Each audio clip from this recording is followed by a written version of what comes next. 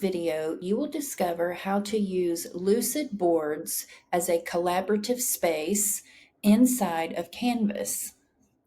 So here in my Canvas course, I'm going to pretend that I am about to have my students work on something, and I am going to have them do that work through my Canvas course on a page. So I'm going to call this Goods and Services. I'm teaching a social studies lesson. And just a note, you can use a page for this. You could also use an assignment container for this, but I'm using a page for this example. So what I'd like for students to do is I'd like for everyone in the class to be able to come to this page and participate in a group brainstorming activity. The way Canvas is set up, I can't do that naturally just by using the onboard Canvas tools. So I'm going to utilize Lucid Spark in particular, to make this activity happen. So I'm going to toggle over to my Lucid Spark board. And I have a space here that I've set up to hold a sorting activity. So what I'd like for students to do is list things they can think of that are goods and things they can think of that are services. And I want all students to work on this, and I want them to be able to see each other's work so that we can learn from each other. So what I would do is embed this board in my Canvas course. In another video, you may have seen how to do this already, but I'm going to demonstrate once more. Here in my Canvas Rich Content Editor, I have an L up here, which is a place where I can go to embed Lucid documents. So I'm going to open this, and it is connecting to my Lucid account. And it's asking me to grant it all the access that is needed. And now we're ready to go. This is my Lucid dashboard. If I were to toggle back over here and go to the home page, you would see the same thing. So it has pulled in exactly what I needed it to pull in.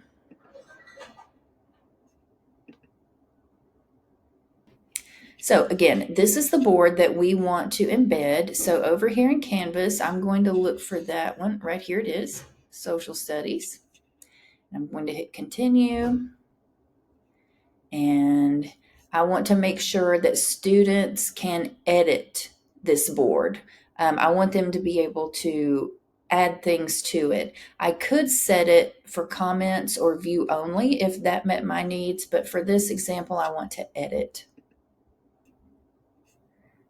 So as soon as it loads, you're going to see that same activity loaded here on your Canvas screen. I'm going to hit save, and then we'll see what students are able to do. Okay, I used the trackpad here, or a mouse, to kind of rearrange my labels to make it a little bit easier for students to use. But what I would ask them to do is use the toolbar here on the left, which would appear for them as well, to add their thoughts to these two categories. There's a couple of ways they could do it. They could hit text, and they could just type in an entry, or they could use a sticky note. And I really like sticky notes because look what it does here. It puts the user's name on the bottom, so I can see who commented what. So a student may, on their sticky note, write something like babysitting. Okay. And now I can see whether or not this student has, really grasped the concept. To embed Lucid collaborative spaces in your Canvas course, you need to first make the board over in Lucid. Then you would come to Canvas. In the editing pane, you would embed the Lucid Spark board by using your little L. Again, you'll have the opportunity to select the board you want to apply. You can also do that same thing here, but this is just a little bit simpler in my opinion. And then make sure that you have this page published so that students can participate.